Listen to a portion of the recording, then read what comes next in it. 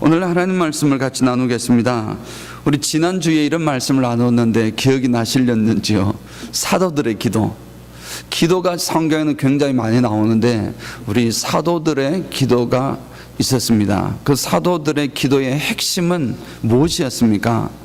사도들의 기도의 핵심은 나로 하여금 담대하게 주님의 복음을 전할 수 있도록 해 주십시오라는 것이 사도들의 기도의 핵심이었습니다. 그러다 보니까 사도들이 이 기도를 이제 정말 복음을 담대하게 전하게 할 수 있기 위해서 뭐가 필요하겠습니까? 능력이 필요한 것입니다. 기도를 했더니 고침을 받고 또 귀신이 쫓겨나고 또는 하나님의 놀라운 축복이 내려지는 그러한 것들을 경험하게 하옵소서 주어진 것입니다. 우리의 삶도 마찬가지입니다. 우리의 삶도 우리의 중심 속에는 항상 주님께서 생각하시는 그 우리가 있는데 그 울타리 안에 아직까지도 들어오지 않은 그런 주의 백성들이 많이 있음을, 곳곳에 흩어져 있음을 항상 기억하고 저들에게 담대하게 복음을 전할 수 있도록 하옵소서. 그러기 위해서 하나님, 우리 교회가 인적 자원도 필요하고 물적 자원도 필요합니다. 하나님 허락해 주셔서 그 일을 잘 감당할 수 있도록 주님 하옵소서. 이것이 우리의 기도의 제목이고 또한 우리가 그렇게 나아가야 될 줄 믿습니다.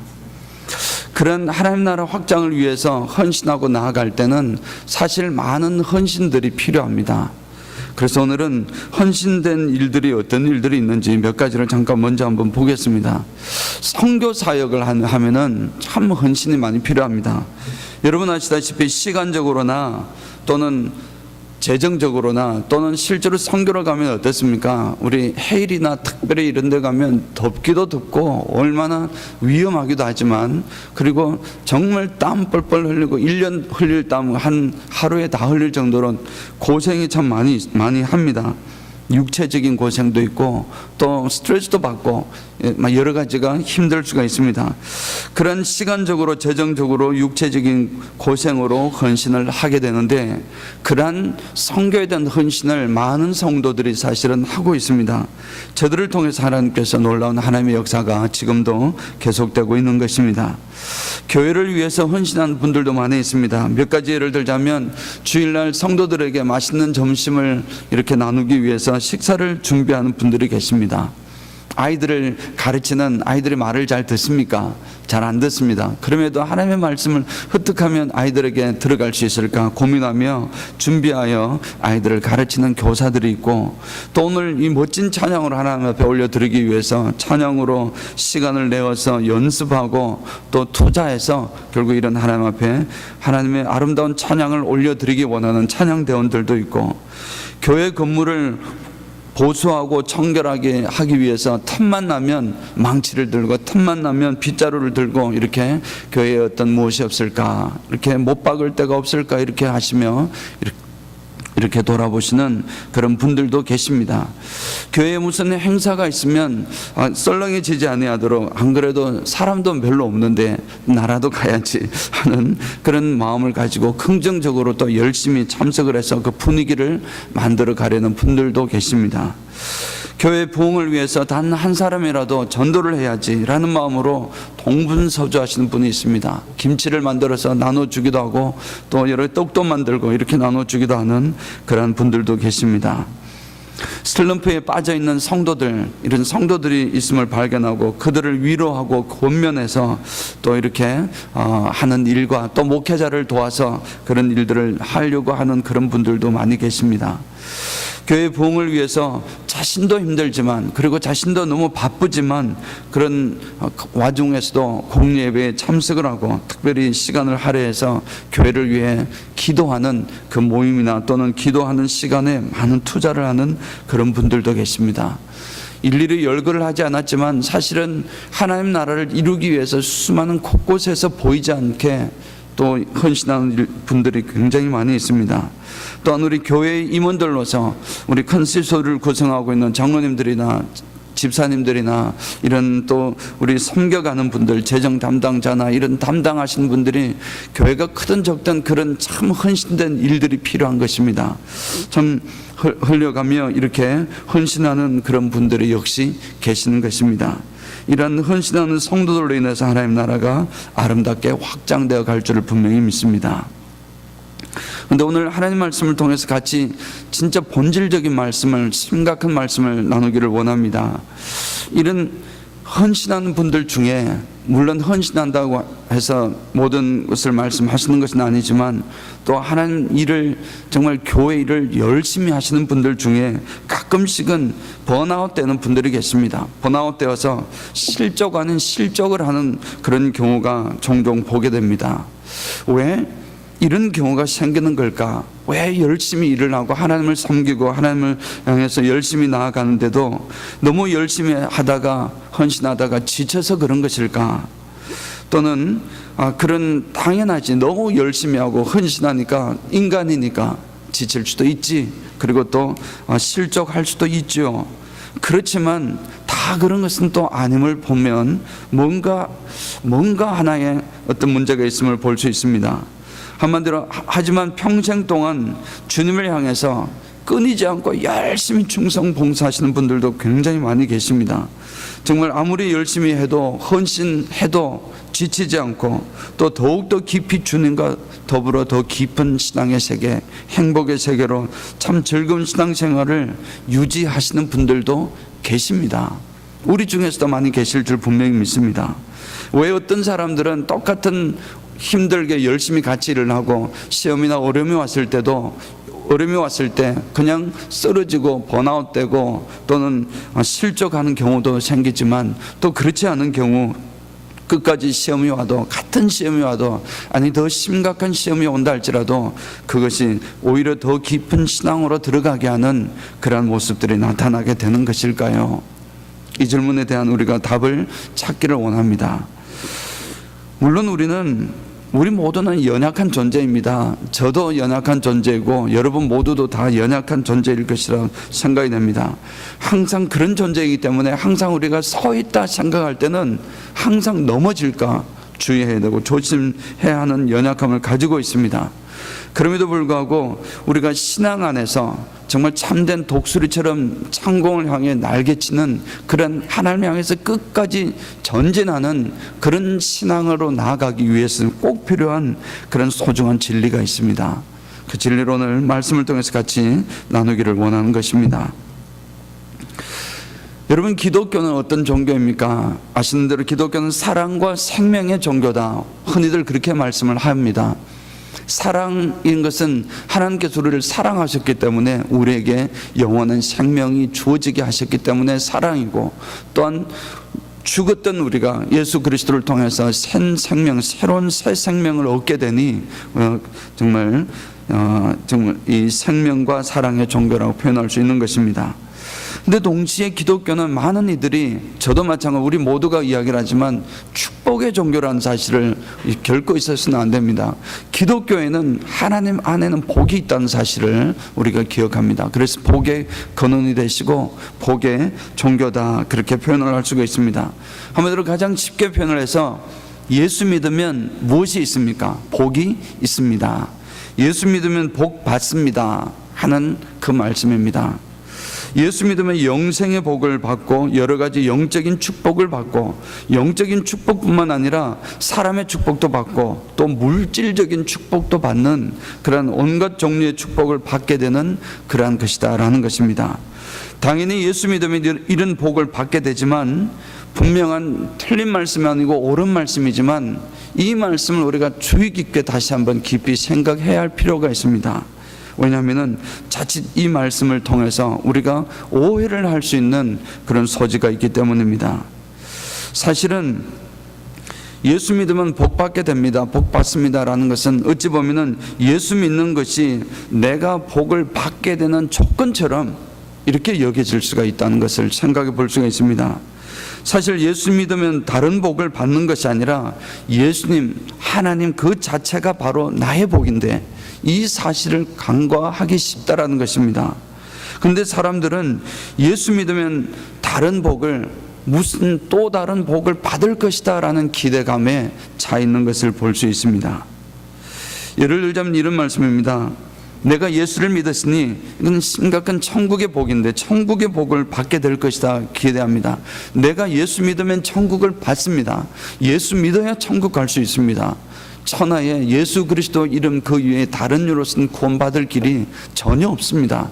미안하지만 부처님이나 어떤 다른 누굽니까? 이 알라나 이런 다른 신들을 통해서 하나님께 나아갈 수가 없고 영원한 복을 얻을 수가 없습니다.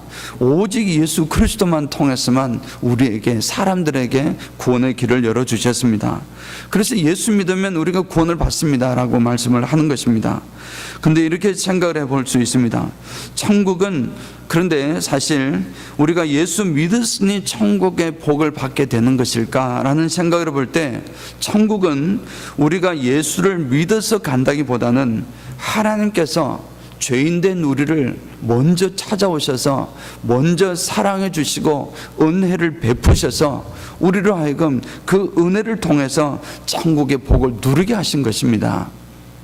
이것은 제 이야기가 아니라 우리 개혁교회의 우리 장로교회의 가장 근본적인 생각입니다. 하나님께서는 우리를 구원해 주실 때 우리가 무슨 믿음으로 열심히 해서 나가는 것이 아니라 하나님께서 하나님의 은총으로, 하나님의 은혜로 우리를 덮어주시는 것입니다.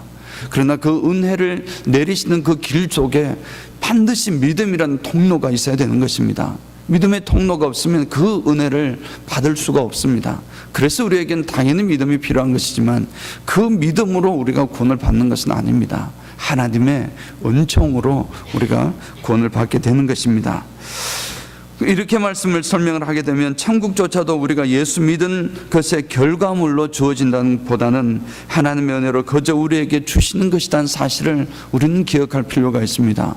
그래서 우리가 구원받은 것도 내가 믿었으니 당연히 얻은 것이지가 아니라 하나님께서 나를 구원해 주셨으니 이 얼마나 감사한 것입니까?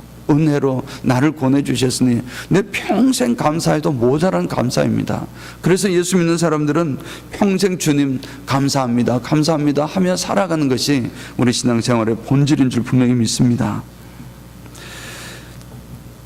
그런데 이 예수 믿으면 복 받는다라는 이 말씀 속에는 어떤 하나의 치명적인 문제가 숨겨져 있는 것은, 예수 믿으면 복 받습니다, 복 받는다의 중심이 어디 있느냐 하면 복에 있는 것을 볼 수 있습니다. 예수 믿으면 복을 받는 것입니다. 예수님을 왜 믿습니까? 복을 받기 위해서 예수님을 믿습니다 라는 것으로 생각되는 것입니다. 한마디로 복 받기 위해서 예수를 믿습니다. 그런데 예수 믿어도 때로는 실패할 때도 있고 일이 잘 풀리지 않을 때도 있습니다. 예수 믿어도 복을 받지 못하는 듯 하니 그 예수 믿으면 복 받는다 신앙에 빠져 있는 분들은 안타깝게도 열심히 하지만 결국 시험에 들게 되는 것입니다. 예수 믿으면 복 받는다 했는데, 예수 믿어서 열심히 했는데 복이 안 오는 것 같습니다. 내가 원하는 축복이 오지 않는 것 같은 것입니다. 그 반면에 예수님이 바로 나의 복이십니다, 예수님이 나의 복입니다 라고 고백하는 이 신앙의 중심은 사실 어디에 있냐면 예수에 있습니다. 예수님에게 있습니다. 복에 있는 것이 아닙니다. 주님이 나의 복이시기 때문에 그 이외의 것들은 부수적인 것에 지나지 않습니다. 내가 원하는 복을 받으면 너무 감사합니다. 하나님께서 은혜로 주셨군요. 하나님 너무나 감사합니다. 하나님 내가 원하는 복을 주셔서 감사합니다. 그렇지만 때로는 내가 원하는 복을 받지 못할 경우도 있습니다. 그러나 그럴 경우에도 중심은 복에 있는 것이 아니라 예수님께 있기 때문에 그것이 큰 문제가 되지 않습니다. 우리는 그냥 그 자체 복의 근원이고 복이신 예수님 안에 있기 때문에 그 자체로 이미 복된 사람이고 행복할 수 있는 것입니다. 그래서 평생토록 어떤 종류의 시험이 와도 내가 열심히 일을 했는데도 불구하고 성과가 그렇지 못하고, 내가 열심히 했음에도 불구하고 좋은 내가 바라는 결과를 얻지 못하는 경우에, 그런 경우라도 예수님이 나의 복이십니다, 이 사실을 정말 가슴에 품고 있는 분들은 그것이 부차적인 것이 되어버리고 결국 예수님 안에 있는 것으로 참된 복을 확인할 수 있는 것입니다. 사랑하는 성도 여러분, 조금만 더 말씀을 드리면 우리가 언제 시험이 듭니까? 대부분 열심히 기도하고 열심히 봉사하고 열심히 헌신했는데도 나에게 좋은 일이 아니라 안 좋은 일들이 계속해서 생기는 경우, 그런 경우 우리는 거의 여지없이 시험에 들게 되는 것입니다. 교회를 위해서 열심히 일을 했는데도 일이 잘 풀리지 않으면 시험에 들게 되는 것입니다. 우리는 봉사하면서 무슨 보상을 바라고 하는 것이 아닙니다. 너나 할 것 없이 신앙인들은 다 그렇게 이야기를 합니다. 그렇지 않습니까? 우리가 어떤 봉사하고 헌신하면서 우리가 무슨 보상 바라고 하는 것이 아닙니다 라고 이야기를 하고 스스로 말하기도 하고 또 그래야지 하고 되새김질을 하기도 하고 또 반복해서 합니다. 그럼에도 불구하고 열심히 봉사하고 열심히 기도하고 열심히 찬송한 만큼 은근히 우리는 다른 무슨 복을 주실 것이다 라는 기대감이 우리도 모르게 딱 자리에 잡고 있는 것입니다. 그래서 왜냐하면 이런 바닥에 예수 믿으면 복 받는다라는 생각이 딱 자리 잡고 있기 때문입니다. 은근히 그런 기대하는 것이 우리의 심리입니다. 특별히 그 복이 그냥 하나님께서 우리에게 주시는 신령한 복이라는 생각을 하지 않고 그 복이 내가 원하는 복입니다. 내가 원하는 복. 지금 재벌이 되고 싶습니다. 어떤 대학의 하버드에 가고 싶습니다. 등등 내가 원하는 그 복을 은근히 받을 것이다. 하나님께서 내가 열심히 하는 것이 그것 받으려고 하는 것은 아니다라고 말을 하고 있고 또 그렇게 살아가고 있지만 그럼에도 불구하고 우리의 마음 중심 속에는 은근히 그러한 것을 기대하게 되어 있다는 것입니다. 그래서 열심히 봉사하고 열심히 했는데도 불구하고 내가 원하는 일이 잘 풀리지 않으면 그냥 처음에는 그러려니 하다가도 점점 시험으로 들어가게 되는 것입니다. 이런 생각의 바닥에는 예수 믿으면 복 받는다라는 생각이 깔려 있기 때문입니다. 당연히 예수 믿으면 복을 받습니다. 하나님의 약속이고 하나님께서 예수 믿으면 하나님을 믿는 자에게는 복된 자를 하셨을 뿐만 아니라 그에게 가정의 분, 가문의 복, 그리고 나라와 민족의 복까지 허락해 주신 하나님의 약속입니다. 예수 믿으면 복을 받지 않는다는 것이 아닙니다. 그런데 예수 믿으면 복 받는다는 이 생각이 우리 속에 먼저 딱 깔려 있을 때에는 복이 우리 속에 먼저 중심되어 버리기 때문에 예수 믿는 것조차도 하나님 믿는 것조차도 내가 복 받기 위해서 받는 어떤 조건처럼 여겨지는 그러한 것들이 우리도 모르게 자리 잡고 있기 때문인 줄 생각이 됩니다. 이런 좋은 복들, 소위 말하는 물질의 복, 자녀의 복, 잘되는 만사 형통의 복, 이런 모든 복들을, 총망라한 복들을 받기 위해서 예수가 필요하다고 하는 것입니다. 예수님이 하나님의 목적이 아니라 복이 목적입니다. 복이 목적이 되어버린 것입니다. 사실은 주객이 전도된 것입니다. 우리가 다 그런 식으로 생각을 할 수가 있지만 그렇다고 모든 성도들이 신앙의 선배들은 그렇지 않았습니다. 우리 잠깐 다윗의 일생을 잠깐 보겠습니다. 다윗은 정말 이 하나님에 대한 열정은 남달랐습니다. 어느 누구보다 남달랐습니다. 그는 매사가 열심이었습니다. 정말 어릴 적에 아버지 밑에서 양치는 일을 했을 때도 정말 열심이었습니다. 심지어는 자기 양을 치는데 양을 사자가 물고 가버렸습니다. 그 양 한 마리를 찾기 위해서 몽둥이 들고 물맷돌을 들고 그 사자를 잡으러 산을 건너 물 건너까지 쫓아갔던 그 열심이 있는, 매사에 열심이 있는 그런 사람이었습니다. 그는 아버지 집에서 양치는 일에서부터 나중에 나라를 다스리는 일까지 그는 정말 모든 일에 열심이었습니다. 보통 사람이 열심히 100이라고 한다면 아마 다윗은 1000쯤은 돼야 되지 않을까 싶을 정도입니다. 그 열심히 그랬습니다. 그럼에도 불구하고 그의 인생의 고난은 참으로 끈질기게 그에게 다가왔습니다. 참으로 끈질기게 다가왔습니다. 그는 왕이 되기 전에 정말 얘도 고난이 많았지만 왕이 된 이후에도 고난이 많았습니다. 하나님을 향해서 당시 국왕이었던 사울 왕을 위해서 얼마나 정말 생명 걸고 헌신을 했습니까? 그러한 헌신을 했음에도 불구하고, 그렇게 열심히 했음에도 불구하고 오히려 그에게 닥친 것은 그가 원하는 부귀와 영화 이런 것이 아니라 그에게는 고난이 들어닥친 것입니다. 끊임없는 고난이 들어닥치게 된 것입니다. 그가 노년에 가서도 마찬가지였습니다. 왕이 되고 이제 온전히 나라가 완전히 안정이 되고 나라가 이스라엘 역사 속에서 가장 큰 영토를 가지게 되는 큰 성과도 이루었던 그런 왕이 되었을 때도 그 외에도 그의 고난은 끝이 나지 않았습니다. 그의 이제는 믿었던 자녀들, 가장 사랑했던 압살롬으로부터 또 그 외에 다른 아들로부터 또 그 아들을 통한 또 다른 사람들로부터의 반란이 끊임없이 이루어졌고 그 멋진 사람이고 그 하나님 중심으로 살아가는 사람인데 어찌 그에게 반란을 할 수 있을까? 그의 사랑을 받은 사람들이 얼마나 많은데 그런 생각이 들지만 그럼에도 불구하고 수많은 사람들이 이 정말 반란을 하고 그런 것으로 인해서 지속적인 정말 죽기까지 이 다윗은 고난의 인생을 살았던 것입니다. 한마디로 그의 일평생 동안 그는 고난 가운데 환난 가운데 살았다 해도 과언이 아닙니다. 그런데 물론 다윗이 실수도 많이 했습니다. 여러분 아시다시피 실수도 많이 했지만 그의 일평생은 하나님께서 인정해 주셨습니다. 하나님께서 그를 하나님 중심의 사람으로 인정해 주셨던 그런 삶을 살았던 사람이었습니다. 도대체 그의 이 다윗 신앙은 어떤 신앙이었길래 보통 사람들의 신앙과 어떻게 달랐기에 보통 사람 같으면 그 정도 시련이 왔으면 그 정도 열심히 했는데 오히려 복이 아니라 그런 더 어려움이 닥쳤을 때에 다 낙심하고 말았을 텐데 왜 끝까지 신앙을 지키고 나아갈 수 있었을까?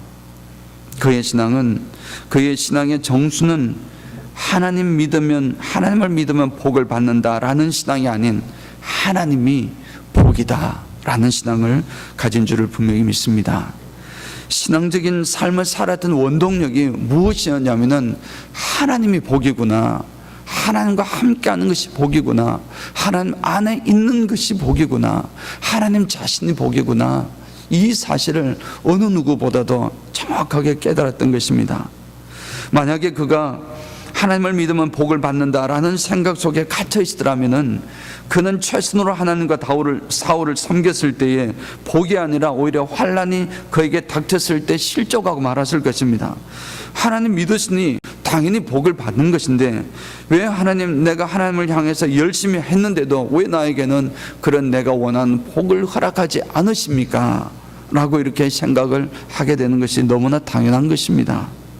그러나 그는 하나님 자신이 복이라는 사실을 너무나 잘 알고 있었기에 하나님을 믿는 것 자체가 자신에게 얼마나 엄청난 축복임을, 내가 얼마나 복된 사람임을 깨달았기 때문에 하나님을 향한 헌신 이후에 자신이 원하는 성공이나 실패가 하나님 사랑하는 데 전혀 지장이 되지 않았던 것입니다. 아무런 영향을 미치지 못했던 것입니다. 때로는 다윗이 성공할 때가 있었습니다. 열심히 했더니 성공할 때가 있었습니다. 그럴 때 하나님께 감사했습니다. 그것도 어떻게 고백합니다? 합니까? 내가 잘난 것이 아니라 하나님의 은혜로 이런 복을 제가 누리게 되었군요. 하나님께 감사하는 것입니다. 실패했을 때 그 실패는 또한 하나님을 믿는 데 방해가 되지 않았습니다. 그에게 하나님이 가장 큰 복인데 이 사소한 것들이 나에게 큰 복을 영향을 줄 수 없는 것입니다. 그런 마음들이 사실은 오늘 시편 16편에서 고백됩니다. 시간이 있으면 사실 16편을 다 읽어야 되는데 16편은 정말 금쪽 같은 하나님의 성경의 말씀입니다. 여러분 꼭 집에 가셔서 16편을 많이 묵상해 주시면 좋겠습니다. 참된 기쁨이 어디 있고 신앙생활의 기쁨이 어디 있는지를 말씀이 주고 있습니다. 오늘 시편 16편에서 다윗은 2절에서 이렇게 고백을 하는 것입니다. 당신은 나의 주님이시오니 주님 밖에는 나의 복이 없나이다. 아멘. 정말 다윗 신앙의 정수가 담긴 말씀이다 할 수 있습니다. 너무나 금쪽 같은 고백이 아닐 수가 없습니다. 주님이 바로 나의 복입니다. 내가 어떤 일에 성공하든 실패하든 내가 하나님 여호와 함께 있으니 나는 복된 자로다. 그런 고백을 하는 것입니다. 이 고백을 가진 분들은 이제 어떤 상황에서 열심히 했을 때도 하나님께서 원하시는 그 내용이겠지만 우리가 원하는 것과는 다른 모습으로 나아갈 때 절대로 실망하지 않습니다. 하나님께서 뭔가 새로운 것을 주실 것이다. 그런 시련이 왔을 때 우리가 지난번에 같이 나눴던 것이 있지 않습니까? 뭘 놓지 말아야 됩니까? 감사의 끈을 놓지 말아야 됩니다. 하나님께서 이렇게 내가 원하는 것은 있으니까, 사람이니까 하나님 원하시는 것을 이루지 못하는 상황이 되었을 때 그 상황 속에서도 감사의 끈을 놓지 말아야 하고, 그 감사의 끈을 통해서 하나님 앞에 기도로 나아가야 되는, 기도의 자리로 더욱더 깊이 나아가야 되는 것으로 나아가는 것입니다. 이렇게 행해 나아갈 때 하나님께서는 반드시 그러한 것으로 축복을 해 주실 줄을 분명히 믿습니다. 주님은 우리에게 복을 가져다 주는 복의 근원이시지만 그 자체가 복이라는 사실을 가장 먼저 기억해야 됩니다. 하나님께서는 우리의 복을 주시는, 하나님은 만복의 근원이십니다. 좋은 복은 다 하나님께로부터 나오는 것입니다. 그럼에도 불구하고 우리는 때로는 하나님께서 우리에게 복 주시는 사람으로만 기억하면 곤란한 것입니다. 하나님 그 자신이, 그분 자체가 바로 복이라는 사실을 우리가 먼저 기억해야 될 줄 분명히 믿습니다. 그래서 다시 한번 우리 고백하십시다. 한번 따라해 주시기 바랍니다. 주님이 나의 복입니다. 주님 자신이 나의 복입니다. 사랑하는 성도 여러분, 이전에 제가 자주 나누었던 말씀인데 이런 질문이 기억나시는지 모르겠습니다. 여러분들은 하나님을 더 사랑하십니까? 아니면 하나님께서 주신 것을 더 사랑하십니까? 어떤 것에 여러분 반드시 꼭 대답을 하시기를 원합니다. 하나님께서, 하나님을 더 사랑하십니까? 하나님께서 주신 것, 그 하나님께서 주신 것은 그것이 물질적인 것도 되고 사람 관계도 되고, 하나님께서 주신 것이 얼마나 좋은 것이겠습니까? 그 좋은 것이지만 그것을 더 좋아하는지, 아니면 하나님을 더 좋아하시는지, 더 사랑하는지. 창세기 22장에서 하나님께서는 아브라함에게 너는 너 독자 이삭을 모리아 땅에 가서, 모리아 땅에 있는 한 산에 가서, 한 언덕에 가서 번제로 드리라, 하나님께서 아브라함에게 명령을 했습니다. 하나님께서 그때 진정으로 묻고 싶고 알고 싶었던 것은, 시험을 하고 싶었던 것은 아브라함에게, 아브라함아, 너는 정말 나를 사랑하느냐? 하나님이 나 자체를 사랑하느냐? 아니면 내가 너에게 주었던 것, 그것을 더 사랑하느냐? 하나님 자신을 사랑하느냐? 하나님께서 너에게 허락하신 복의 표시가 되었던 이 이삭, 하나님께서 너에게 주었던 것 중에서 가장 소중한 것, 재산이 무슨 필요 있습니까? 사랑하는 아들 하나인데, 독자인데, 그 가장 큰 복의 표시인 이삭을 더 사랑하느냐 하는 것의 시험이었던 것입니다. 아브라함은 여러분 잘 아시다시피 그 시험을 통과했습니다. 그것은 바로 아브라함은 하나님을 너무나 잘 알고 계셨기 때문입니다. 하나님을, 어찌 보면 아브라함은 하나님께서 어찌 하실 것조차도 알고 있었을 것이었습니다. 그는 주저하지 않았습니다. 그 말씀을 듣고 새벽에 일어나서, 이른 아침에 일어나서 이삭을 데리고 필요한 짐을 챙기고 바로 모리아 산을 향하여 떠났습니다. 그것은 사흘 길이 걸렸습니다. 그곳에 떠나서 하나님 앞에 그 말씀에 순종했던 것입니다. 하나님께서 주신 내 사랑하는 아들 이 이삭은 내 생명보다도, 내 전 재산, 나의 모든 것보다도 가장 소중한 존재이지만 주님이 더 나에게 소중합니다. 하나님이 나에게 더 소중하신 분이십니다. 하나님이 나의 전부이십니다. 하나님이 나의 모든 것입니다. 이 고백으로 주님 앞에 순종할 수 있었던 것입니다. 사랑하는 성도 여러분, 아브라함이 그동안 여호와 하나님을 향해서 얼마나 섬기고 얼마나 충성하고 얼마나 봉사를 했겠습니까? 그래서 결국 하나님께서 100세의 아들을 허락하여 주셨습니다.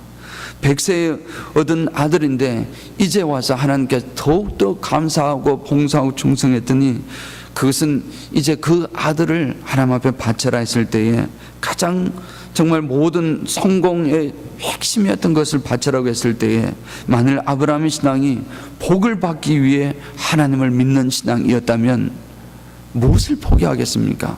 여러분 지금 이삭을 포기할 수 있겠습니까?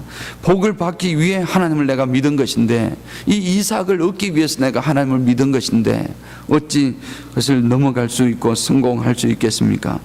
하나님을 믿는데 복을 주시지 아니하시니 당장 화를 내면서 어찌 그럴 수가 있습니까? 하면서 이렇게 분명히 반항을 했고 불순종했을 것입니다.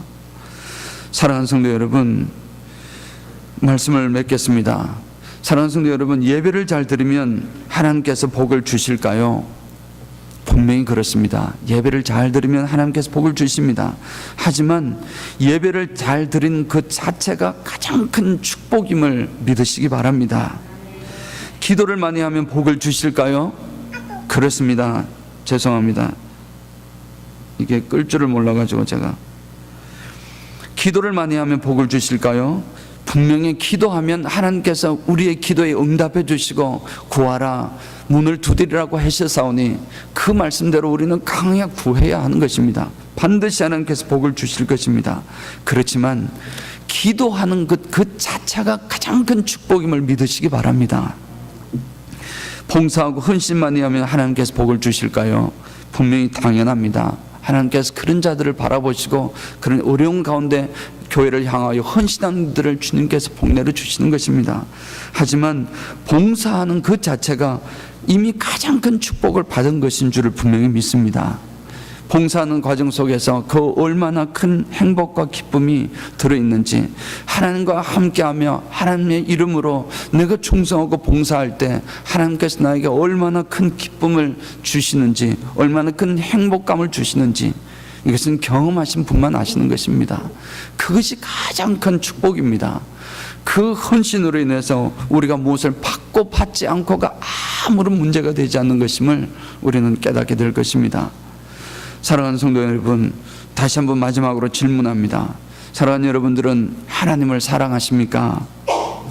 한번 대답해 주시기 바랍니다. 아멘으로 화답해 주시면 좋겠습니다. 사랑하는 여러분, 하나님을 사랑하십니까? 이 세상 부귀보다, 명예보다, 세상의 행복보다도 더 사랑하십니까? 우리 주님보다 더 소중한 것은 없습니다. 주님은 우리의 전부입니다. 예수님이 나의 복입니다. 그 위에 허락하는 복이 있다면 그것은 모두 다 덤으로 주시는 하나님의 은혜인 줄 믿습니다. 이 모든 것에 예라고 자신감 있게 대답하시어 무엇보다도, 세상 그 무엇보다도 주님을 더욱 사랑합니다. 주님만이 나의 진짜 복입니다. 그렇게 고백하시는 우리 모두가 되시길 주 예수 그리스도 이름으로 축원드립니다. 아멘.